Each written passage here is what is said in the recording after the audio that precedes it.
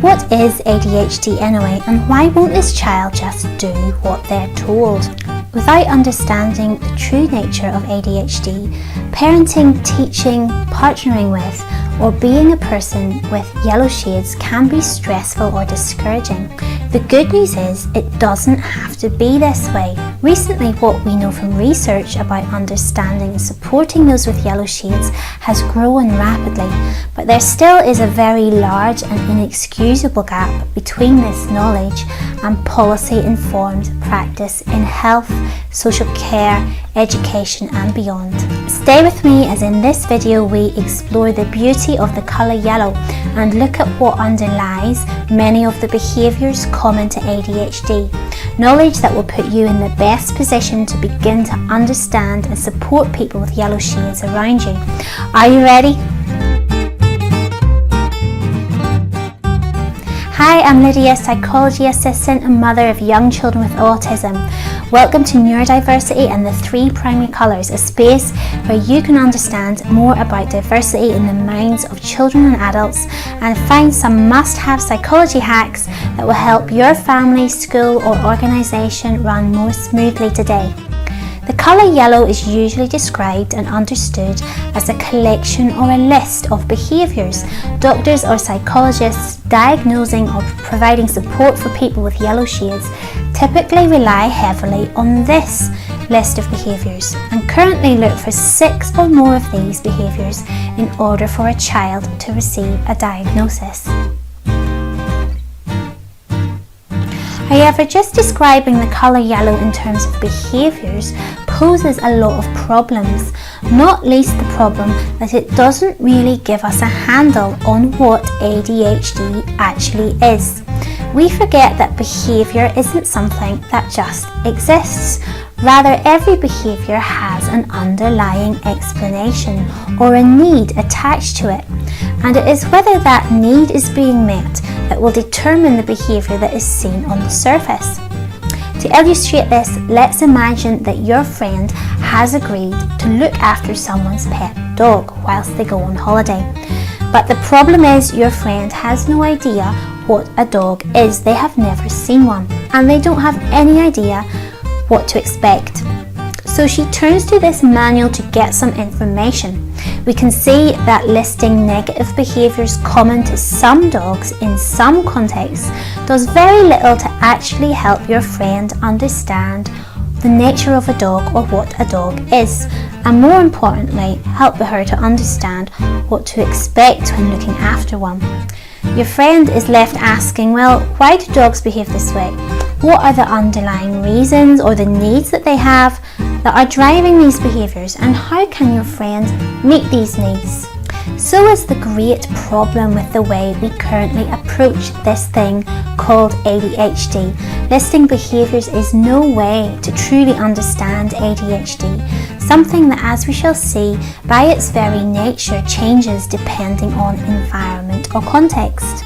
Having a framework or a structure for understanding the reasons underlying the behaviours associated with ADHD is absolutely essential if we are to truly understand and support people with yellow shades in today's society. Stay with me as we look at 4 steps to understanding the colour yellow. But before we do, make sure to stay tuned to the end to find out how we are going to get to grips with applying these 4 steps to your context when supporting those with yellow shades around you. In order to understand what underlies the behaviours we see in people with yellow shades, we need to understand one very important term: executive function. Executive function is a term used by psychologists to describe a group of mental functions that we all have. These mental functions work together to help us act in line with our future goals.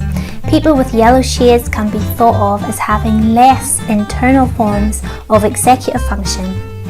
To put this in context, we can use an example of someone who is trying to lose weight walking into a cafe and being faced with a counter filled with all kinds of wonderful goodies. Using their executive function, someone without yellow shades might more automatically do something like this.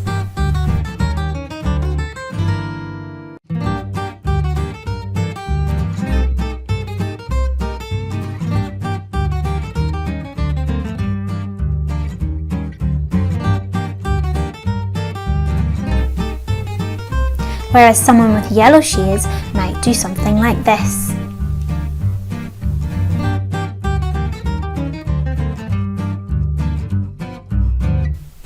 It's really important to note here that it's not that people with yellow shades don't know what they should be doing, but rather that due to decreased executive function, they struggle to actually do what they want to or already know that they should do. Let's take a look at some of these executive functions and how they relate to the behaviours that we often see in people with yellow shades.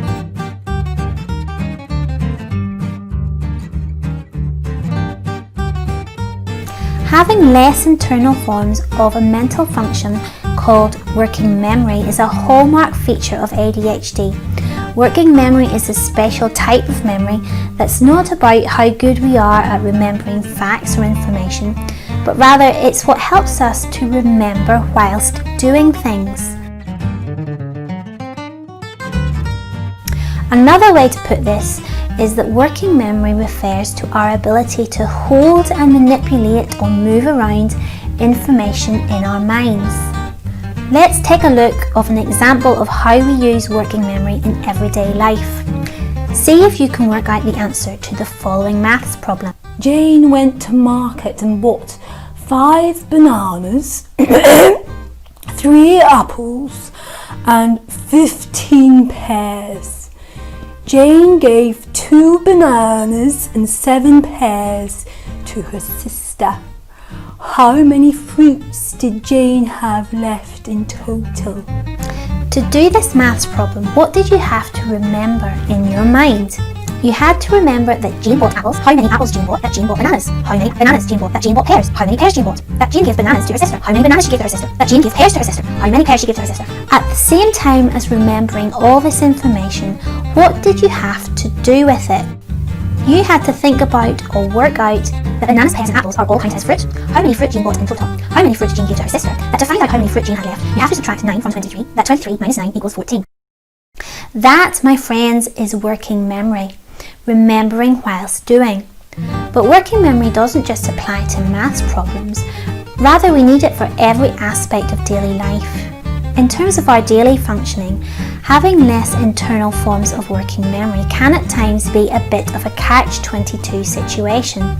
Because you struggle to remember and do at the same time, you tend to need to either focus on either the remembering of details around what you're doing or what it is you are doing or your end goal. How does this look in practice? If you choose the first one, you can tend to get bogged down on the details of what you are doing at the expense of your actual goal or task.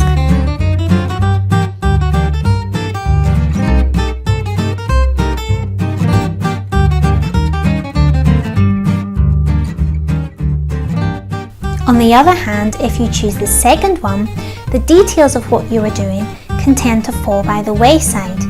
Instead, your approach to tasks is all about getting things done, but in the process, people with yellow shades can appear careless, messy or disorganised. Another feature of the colour yellow is less internal forms of another executive function called inhibition. Inhibition is a mental function that helps us for our own good or the good of others to stop ourselves acting on desires, thoughts, ideas or emotions. People with less internal forms of inhibition will therefore be more impulsive or find it more difficult to automatically or subconsciously stop themselves from acting. They will tend not to think as much before acting. Anytime there is a conflict between temptations of the now and the later consequences of acting that way, awareness of these personal or social consequences of such actions doesn't tend to kick in until after the actions have been carried out. In the same way, people with yellow shades are less likely to stop themselves acting on their emotions. People without yellow shades also feel those same emotions, but they much more easily inhibit reacting to them. On top of this, for people with yellow shades, regulating emotions more generally can be challenging.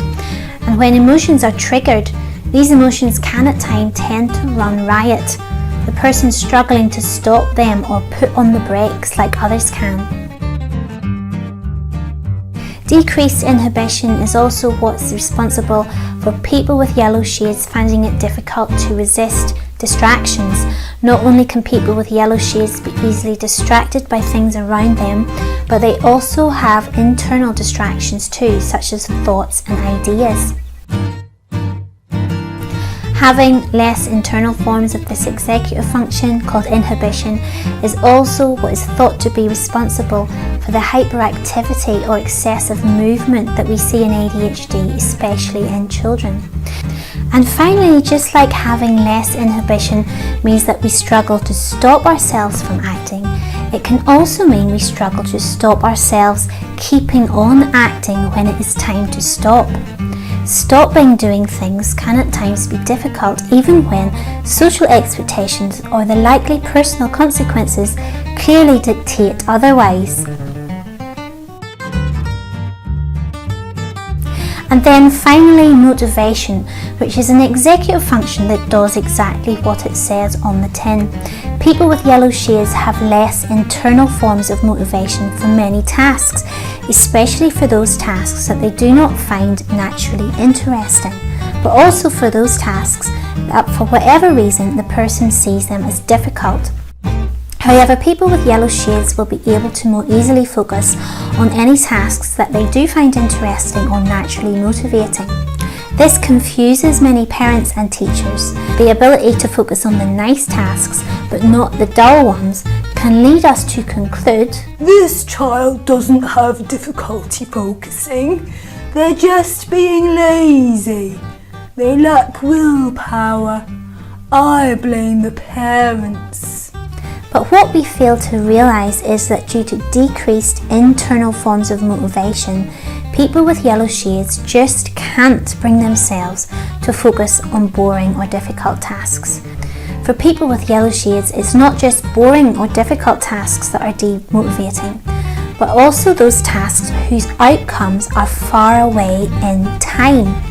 The further away in time the outcome or the reward for finishing the task is, the harder they will find it to motivate themselves to act towards that goal. Instead, behaviour becomes much more directed by events of the immediate or the now. Again, explaining why people with yellow shades can motivate themselves for some tasks but not for others, or function well in some careers but terribly in others. Though it's important to understand how less internal forms of these executive functions can relate to certain behaviours that we may see at home, in the classroom or the workplace, it's even more important to use this knowledge of executive function to get to grips practically with what people with yellow shades actually need to function well. You see, it's not that people with yellow shades have a disorder that means they can't act in line with their goals, but rather they just need external or environmental forms of these executive functions in order to do so. This is good news, and it moves away from viewing the colour yellow as a disorder and moves towards seeing it simply as a different way of functioning. Make sure to catch my next video where we'll be looking at how we practically use this knowledge of executive function in supporting those with yellow shades around us.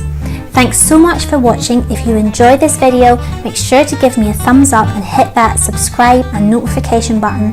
See you next time.